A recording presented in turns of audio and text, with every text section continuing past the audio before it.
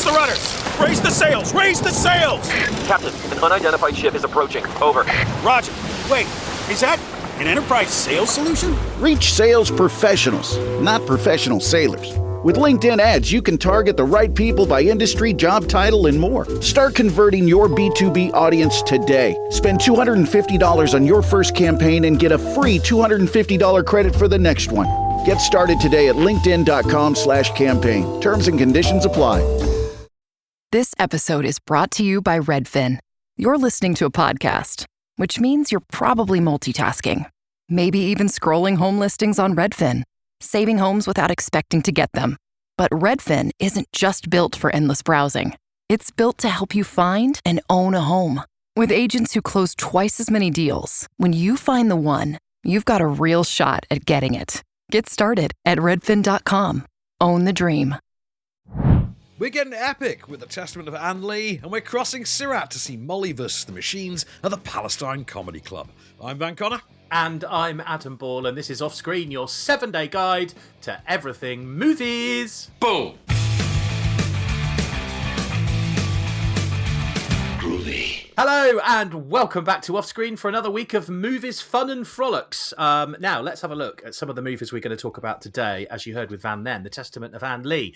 Epic, Elvis Presley in concert. Really interested to find out about that one. Mm-hmm. Molly versus the Machines, Palestine Comedy Club. But we are going to start, as we always do every week, and check out what's going on in the UK and Ireland. Current top 10. So, I'll dive in at number 10, Van, if you don't mind. Good luck, have fun. Don't die! You were jumping in because you like saying that title, weren't you? That's what it is. Yep, you got it in one. Yep. Obviously, we reviewed that one last week. It's been out a week. £278,000 in a week. And that's not bad for a movie like that, is it?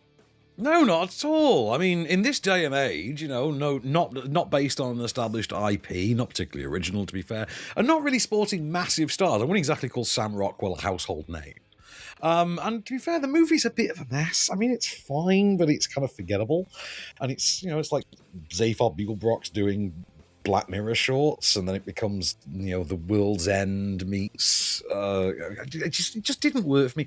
It just felt really derivative. And at times, I felt like I was watching The Watch. Do you remember The Watch with Vince Vaughn and Richard Ayoade? Like, it feels like that at times. And I just don't know where the audience for this is in 2026. I mean, this feels like something that, were it not for the cost of it, would have been a streaming movie, easily.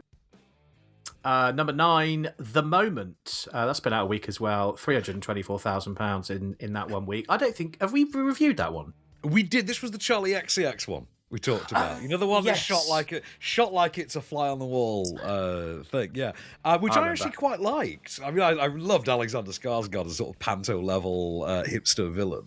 He's great fun. I think for what it is, it's an interesting movie, and I'd be interested to see more artists try stuff like this than the tried and tested, you know, I'll star in a sort of fictionalized biopic of myself thing a la 50 Cent, you know what I mean, which is more or less kind of seen as the sort of standard musician way into film, or they do like a Jennifer Hudson in Dreamgirls kind of thing. But I'm actually more interested in stuff like this, which veers closer to something like Purple Rain in a strange way, but has that sort of contemporary, again, fly-on-the-wall mockumentary aesthetic to it.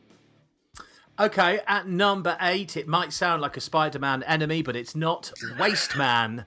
1 week. I mean, that's £330,000. So that's the top at the moment of the 1 weekers.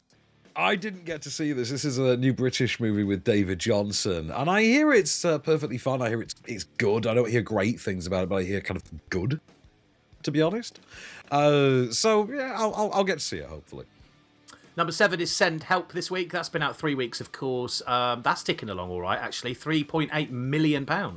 As it bloody well deserves to. It's Sam Raimi doing Misery on a desert island with Rachel McAdams and Dylan O'Brien, both of whom are on like absolute fire, and McAdams in particular is just thriving. And I don't want to belittle, underserve Dylan O'Brien here, but it's just that he's up against someone as good as Rachel McAdams is in this movie, which I just think is a great time at the pictures. Number 6 is Cold Storage. That's been out for a week. We're on nearly £400,000 for that one. Now, do you remember me saying this to you last week? That I wasn't sure like where the audience was for this. Were they going to show up? Were the Stranger Things crowd going to show up? So this opening at like number 6 in the top 10 is interesting. Like, okay, so they are sort of there. Like that, because that clearly is like the Stranger Things kind of Joe Keery fan base crowd. Like, it's surprising no because mistake I haven't seen a about lot of marketing for it, if I'm honest. I've seen some. There's been some like bus ads and things like that. I've not seen. There's not like a huge presence on the London Underground, but I've seen buses and things like that with it on. So sort of mid marketing. They're not like not mentioning it, but they're not like overly marketing it. It's not like you're seeing Joe Keery on like Seth Meyers and things like that this week. But yeah, good for it. It's a perfectly enjoyable movie. You know, it's like kind of like a Scooby Doo kind of Teen X-Files, Stranger Things type thing. You know, rock on, good times. The Secret Agent is at number 5, taking in 416,000 in 1 week as well. I think a lot of that is the Oscar buzz. A lot of that is Wagner Moura's up for Best Actor, the film's up for Best Picture, it's up for Best International Feature. I didn't overly love the film, but I had it really sold to me when I was going in. Like, I had people like telling me like this thing is like, this is the bee's knees, this one. Like, okay, cool. And I strap in and like nearly 3 hours later, I'm like, there was a great 100-minute film in there. Like a really great 100-minute film, like second to none 100-minute film. Unfortunately, it's sort of sandwiched somewhere inside a 2-hour, 41-minute long film, which is so labored that it kind of killed my vibe, but sure, okay. Yeah. But I can't take away from the Wagner Moura performance, though, which genuinely is terrific. At number 4, it's still hanging on in there, is Zootopia 2. 13 weeks that's been out now, and it's still raking in the money. 35 million quid. Nearly 36, actually. Let's do this, then, because we're still a few weeks out from the Oscars. Let's do this. Do you think Zootopia 2 is winning Best Animated Feature over K-pop Demon Hunters? Because it's between those two, realistically. Oh, it has to, surely. I don't know. There's just a part of me that sees like this being K-pop's time this year. But Zootopia 2 in any other year, like probably would have just walked away like de facto with the best animated film of the year because it's the token Pixar offering. And the Pixar Disney movie kind of nearly always wins every year. Like there are exceptions, Spider-Verse, if Miyazaki's got something out and he's threatening to retire again, those two usually happen kind of at the same time, strangely. This just feels like one that fits into the sort of third example, which would be the Spider-Verse exception.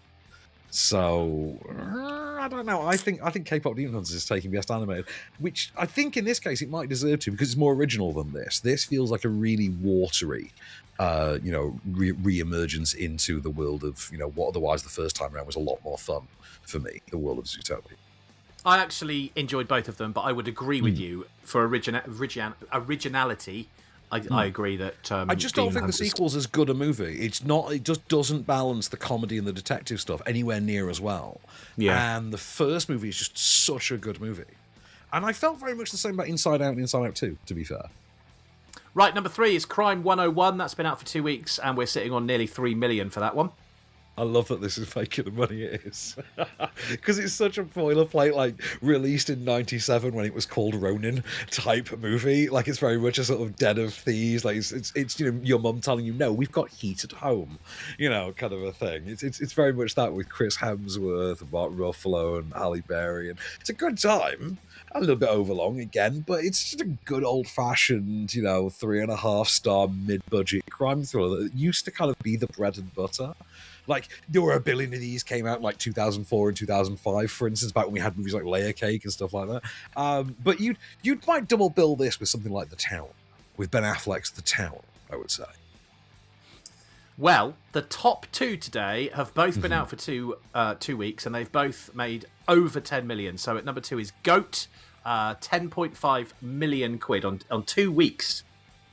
I mean, I'm off the money on this one because I thought it was absolutely disastrously terrible. And they are trying to package it up as if it is from like the same guys who gave you the Spider-Verse and TMNT and K-pop. But yeah, go on. Just because people have gone to see it, Van, it doesn't mean they walked out and enjoyed it. I mean, that's true. To be fair, it doesn't mean they had a good time watching it. It just means that they had a time. Exactly. I would imagine that the reason for the higher number than this would be because it's a kids' movie and you tend to take children in multiples. You know what I mean? You very rarely take one child to a movie. You just take several children to the movies. So I'd imagine that's the reason for the inflation. But I wouldn't have thought this would have anywhere near this much clout in this country because the whole appeal in the US is, NBA megastar Steph Curry is both a producer on it and is actually in the movie in a role. It has this NBA tie-in going on, but I wouldn't have thought that translated to anything in the UK. But hey, I live to be wrong. I don't claim to be right all the time. Like I said, I told you last week, I did not know what the sort of market for cold storage was, or whether or not they were going to show up for that. But they did. So keeps it interesting. And we really don't need to guess what's at number one this week, of course. It's been out for 2 weeks. It's sitting on 16.2 million quid. Wuthering Heights. Yeah, I mean, a lot of horny people in the world, buddy. Yep. There's a reason why 50 Shades of Grey was made into a movie. I mean, there's not really a real comparison to be made there. I mean, Wuthering Heights is Wuthering Heights. This is still, even though it's someone else's half-remembered interpretation of Wuthering Heights, it's still ultimately Wuthering Heights. I think it's concerning that this is what Emerald Fennell took away from reading Wuthering Heights. But at the same, in that she seems to have missed several of the points of it, and at one point, according to Clarice Loffrey, famously, seems to have half remembered something from Jane Eyre instead of Wuthering Heights. But neither here nor there. And then at the same time, you have it succumbing to the same fault that pretty much every adaptation of Wuthering Heights does, which is to ditch the sort of second half of the story. But I appreciate economics of storytelling, and she's kind of gotten down to the core of it. But for my money, it works. The Charlie XCX music, the Jacob Elordi smouldering, the, Margot Robbie kind of heaving in a bunch of overly colourful corsets, and everything being shot as if Madonna's about to pop down the hallway voguing. That kind of worked for me. It's like, what did I think I was going to get walking into Emerald Fennell's version of Wuthering Heights in the year of our Satan 2026? It's like, this is kind of what I was expecting. It delivered. The end. Well, there you go. That's the UK and Ireland top 10 for this week. We're going to dive into our first new movie. Now, this one is an Arabic comedy documentary, I believe. It's called Palestine Comedy Club. So, what do you think? Yeah, so, I mean, we've not got a clip for this, obviously, because it is a subtitled documentary. This one kind of slipped under my radar, and it was dumb luck. I was going to some screening, and the person doing the check-in, the publicist doing the check-in, was the ex-head of publicity for Dogwolf, documentary company I'm famously a very big fan of.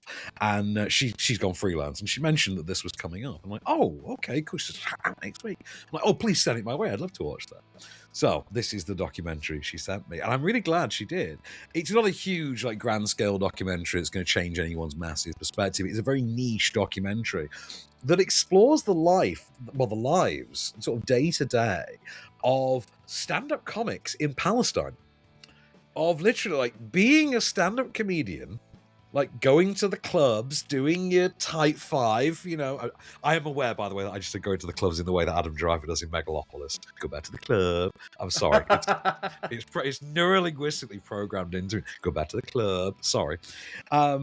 Going to the club, doing your type 5, doing the circuit, albeit in this case you're doing it in Palestine, an hour or so away from an active war zone. You've got acts who are, based in occupied territories. This act can only perform in this club because they can only get a travel pass to go through this territory, and so on and so forth. There's a little bit of overlap in that regard with, for instance, Hin Rajab in terms of subject matter recently, the voice of Hin Rajab.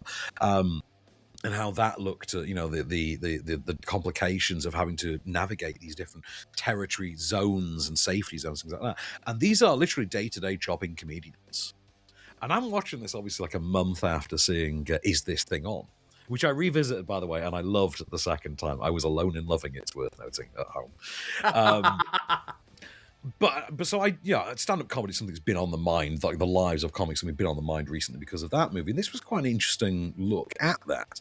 It works best, though, when it is contrasting these subjects, these comedians, and their lives against those day-to-day impracticalities, those day-to-day logistical nightmares. That's when it works best. But the problem is, I think it thinks that we care more about the agenda of the comedy club and the characters themselves than we really do. I think it seems to insist that these are people we should care a lot more about than the film really makes worth. The film doesn't make them inherently interesting enough in light of the staggeringly far more interesting combination of these two elements. And it's a shame because when it is focusing on those elements, great documentary. When it's not, it feels like something really disposable that you see on Channel 4 dispatches. Well, Palestine Comedy Club, if you want to see it, is in cinemas from today. We've got two movies we're going to look at next. We're going to look at, is it pronounced Sirat? Sirat. I'm just going to say Sirat, yeah. Sirat. We're looking at Sirat and Molly versus the Machines in just a second. Stay where you are.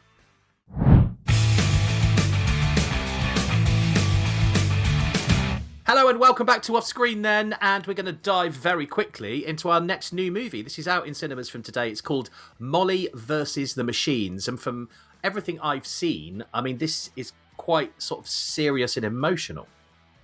Well, I mean, this is, it's obviously, it's a documentary first and foremost. New one from Mark Silver, and this is, a couple of years ago, you remember in the news a couple of years ago, all of the social media companies got taken before, like, legal authorities and made to address the harmful... Right, this is that story. This is the story of what made them get put in front of. So, this is the story of the family of a young woman, Molly, who... allegedly thanks to the influence of social media, tragically took her own life at, unfortunately young age. Her parents obviously didn't take long to look into the stuff that she'd actually been viewing and discover that social media and its very unfiltered algorithms, especially at that particular point, were largely influential on this. The content that she was viewing was undeniably a factor in what happened, and it's about the crusading efforts to try and enforce legislation to get these social companies moderated, to get the people who run them held to account. But it's also a look at the people who do moderate the content and exactly how they see their job and how all of this process has gone from their vantage point behind the scenes. So have a listen. This is from the documentary Molly versus the Machines. If it can happen to our family, then it could happen to anybody. Once upon a time, there was a little girl called Molly. While her parents captured memories, I captured metadata. As she was drawn deeper into darkness, I grew stronger. I have no doubt that Instagram helped kill my daughter. I mean, what a thing to say. And I guess, does this cause parents to ask more questions? Right. I mean, of course it will. But now this is where it gets a little weird. Now, I have a colleague, Maria Duarte. We used to work together at the Morning Star, and we still attend the same screenings together. She is the generation before us. And especially when it comes to elements of technology and things like that, she's always a little bit more innocent than obviously you or I are in terms of how we see the world and through the prism of technology. And I think she genuinely was rattled by this movie. She was really shaken by it. Like, she wouldn't talk about anything else for 2 days, like, after this documentary. I, however, sat there, watched it and thought, there's literally nothing in this that I haven't, there's nothing revelatory here for me. Like, just by virtue of general news coverage, I'm an Engadget reader kind of thing. Like, all this stuff I'm very aware of being in the world. Obviously, recent news events with legislation on social media and things like that are quite prominent at this moment in time. But also, so as for me, that kind of isn't the interesting part. The most interesting part of the movie for me, actually, is, and I'll swing back onto that point in a moment, is that the movie, as you could hear from the narration in that clip, utilizes AI to actually give the algorithm a pseudo face and voice, and have it tell you what it does and take you through a visual representation of the process of how it harvests data, of how it targets content. And now, again, nothing revelatory for me. I've seen every episode of Person of Interest, so I knew this stuff 15 years ago. But, as far as representations of this kind of idea go. But a very interesting presentation of it. Having said that, this is all under the gaze of Channel 4. This has been done as a Channel 4 documentary, so I have to imagine this is going to Channel 4 very soon. Now, I think that explains a lot of the soft peddling of its subject matter and quite why it seems to affect older audiences the way it does. It very much has the feeling of something that plays a lot more shockingly at 9 p.m. on a Thursday night on Channel 4, you know what I mean, than it would in a cinema setting. If I saw this at DocFest, for example, the annual documentary fest in Sheffield, if I saw this at DocFest, I wouldn't find this in any way remarkable. I would have thought this just feels like a TV documentary I'm watching at home, isn't that little AI bit neat? That kind of would have been my takeaway. And it's a shame, given the very tragic story at the heart of it that is being told, the tragic story that is being used to, tell you about this subject matter. So I felt a little shortchanged by that. I thought it was a little bit unfortunate for the story being told. It sounds like it's connecting the dots for a certain generation, and the dots are already connected for the younger generations. Yes, it feels like something. Give my mother the willies, but I wouldn't blink twice at. You know what I mean? It's that kind of thing. Well, you can check out Molly versus the Machines in cinemas from now, or wait until it comes out on Channel 4, which it probably will at some point in the near future. Next then, Sirat in cinemas from today, and this is Spanish, isn't it? Right, okay. Yes, it is Spanish language. It's a Spanish film. I think this is up for Best International Feature. It doesn't stand a chance, and it's a shame, because I really think this is the best international film I've seen this year so far. Caveat, I have not yet seen Sentimental Value. I will be seeing it in coming weeks, obviously. Right, strap on in for this one, mate, because this is about to get bonkers. So we start in the southern Moroccan desert. Right, with a rave, with a group of hippies take a bunch of massive speakers out to this mountain face in the desert, set it up, and what you get is this deafening rave. And I'll be honest, I was sat there. It was first thing on a Tuesday morning, and I'm feeling this rave. Okay, and it's not like they play a track and then we're on with the plot. We go through about 15 minutes of a rave. And you start to follow around characters through this rave. And as you connect to them, we learn about, a group of ravers who are attending this, who are sort of associated with the organising. We get a father and his young son, a middle-aged father and his young son, who are searching for their missing sort of daughter and sister, respectively.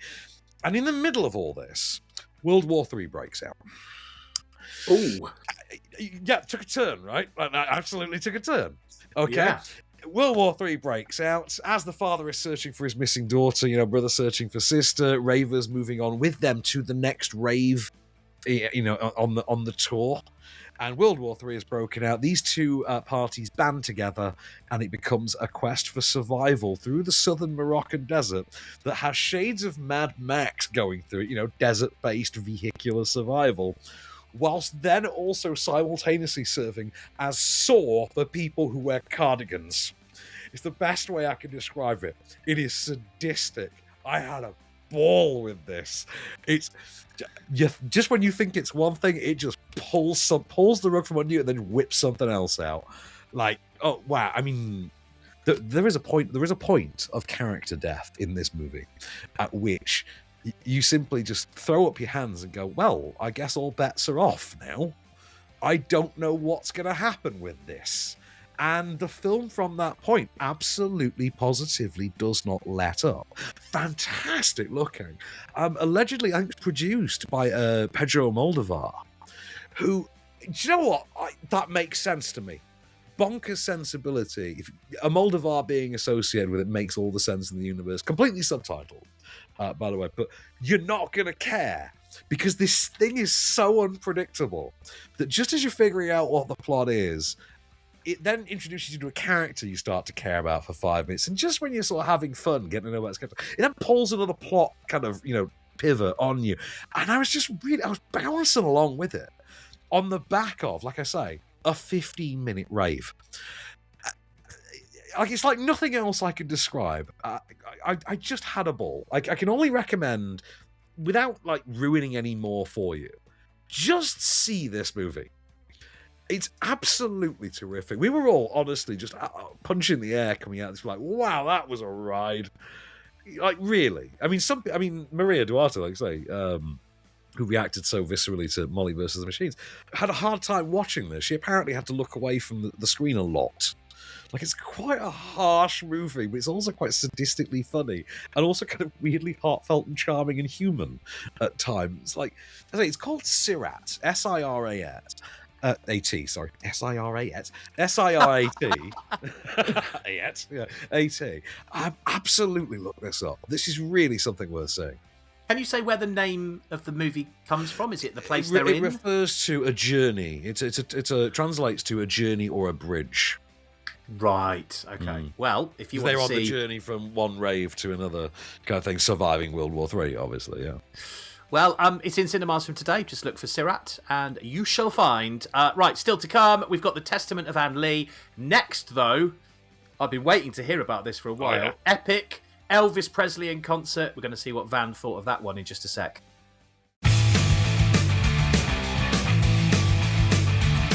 Hello and welcome back to Off Screen then. We're going to look at The Testament of Anne Lee in a moment. But right now, we're going to look at Epic Elvis Presley in concert. It's out in cinemas from today. And yeah, I'm guessing this has got loads and loads of incredible footage of Elvis. Yeah, so the way this goes is that while he was making the movie Elvis, director Baz Luhrmann, psychotically flamboyant director Baz Luhrmann, the only man alive who needs to brand his films with his own bejeweled logo, which he does this one as well. He did Elvis and he does this one.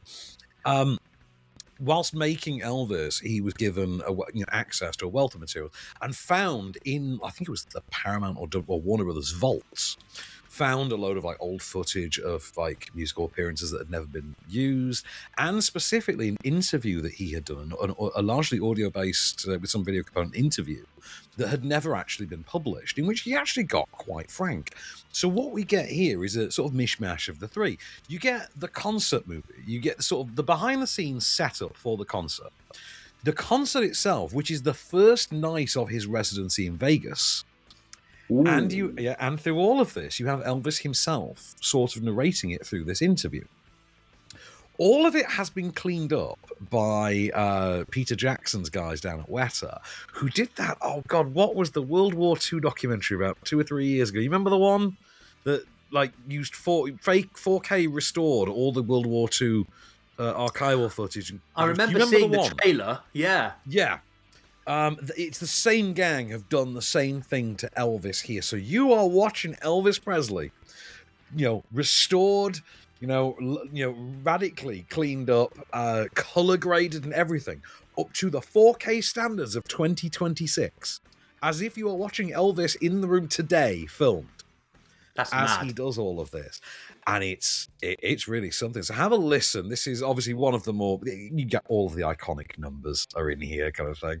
But I'll explain more. Have a listen. This is a clip from Epic, which of course is an abbreviation, as you know, for Elvis Presley in concert. They got lucky with that one, didn't they?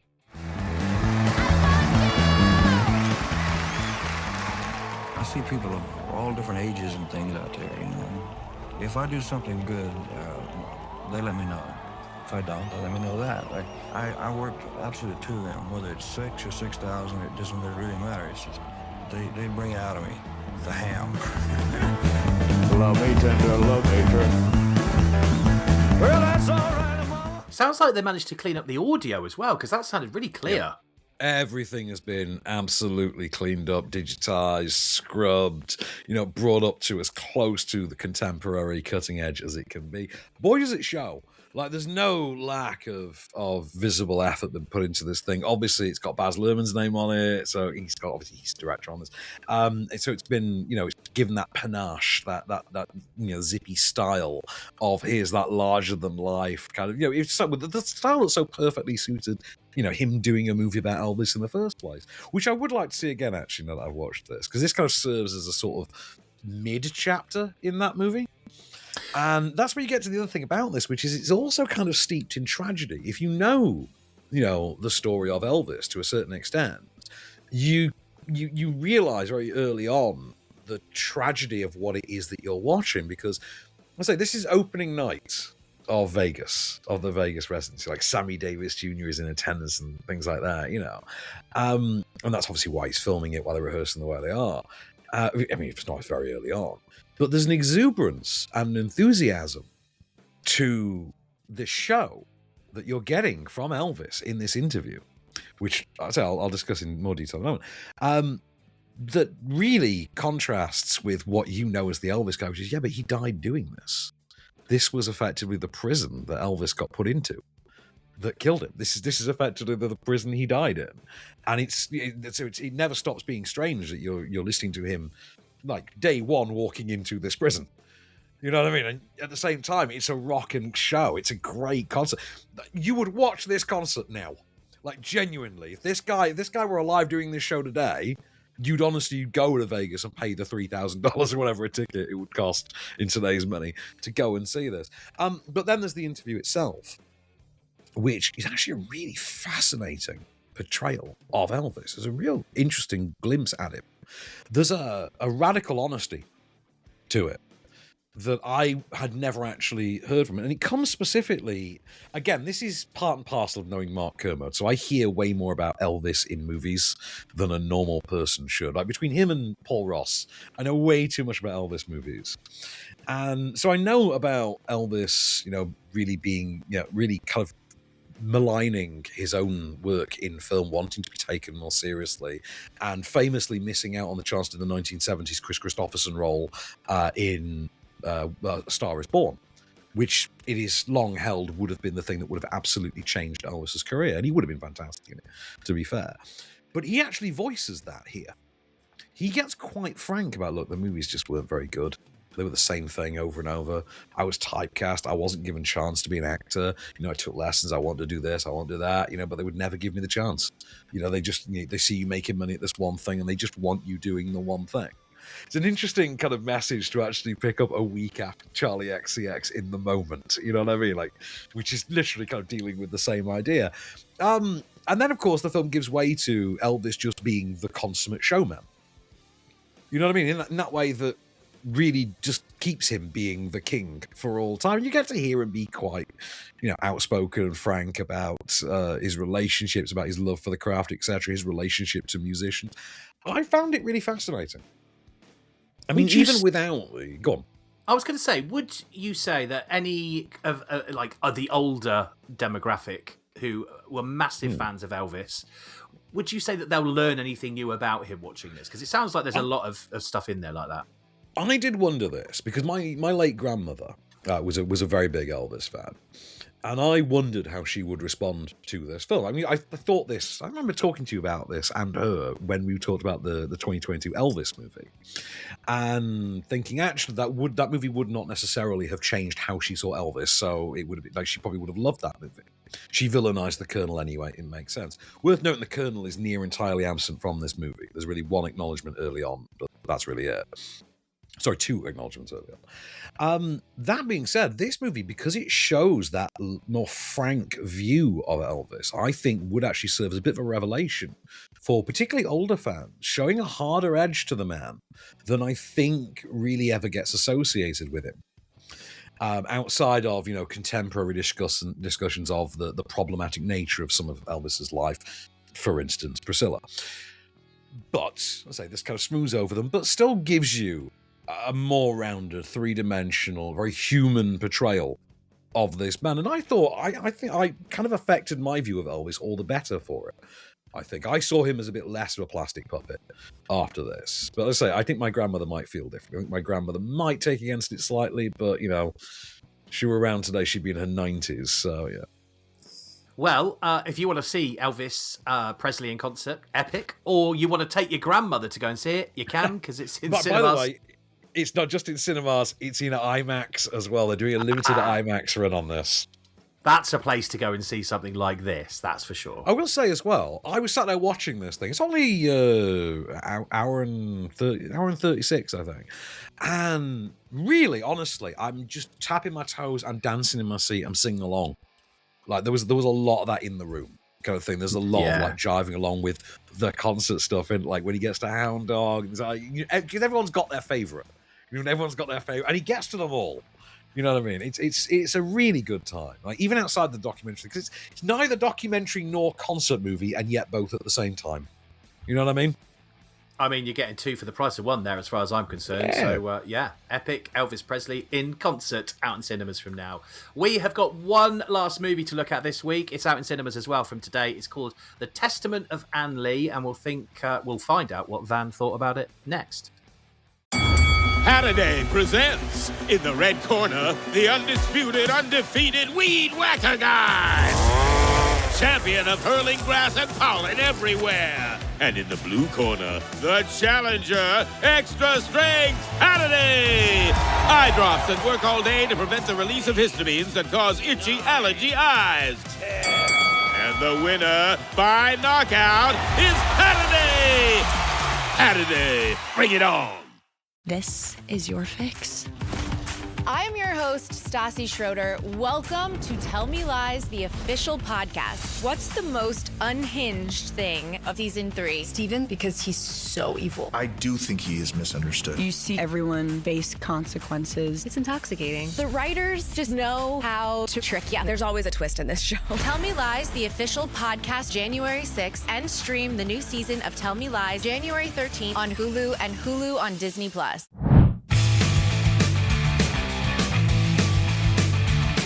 Hello and welcome back for one last ride on Offscreen then. We are going to dive into the movie The Testament of Anne Lee. This is a period drama, right? I mean, yes, in short. There's a bit more to it. And again, I'd strap on in for this one, buddy. Right. New movie from director Mona Fastvold. Mona Fastvold was co-writer on, actually was producer and co-writer on The Brutalist last year. Remember the Oscar buzzy, yet completely snubbed The Brutalist. As such, this movie is also written by her and co-written with Brutalist director Brady Corbett. I believe I think they're actually a couple in reality, Mona Fastvold and Brady Corbett. This stars Amanda Seyfried and Christopher Abbott, amongst others, in a 2-hour and 17-minute long period piece musical. Yeah, there it is. That reaction on your face. There it is. Period piece musical about Anne Lee, funnily enough. In fact, she was the founding sort of leader of the Shakers movement. You know, the religion, the Shakers. Not to be confused with the Quakers, they were the Shaking Quakers. This is how the Shaker religion was founded, how she basically preached, let's just be Quakers, but with no sex. And then they went to America and turned that into a religion. So here's a clip from a 2-hour, 17-minute long musical about that. She later married Abraham. Mary Partington bore witness to the marriage ceremony, but would ultimately prove more true to Anne than Abraham's solemn vow.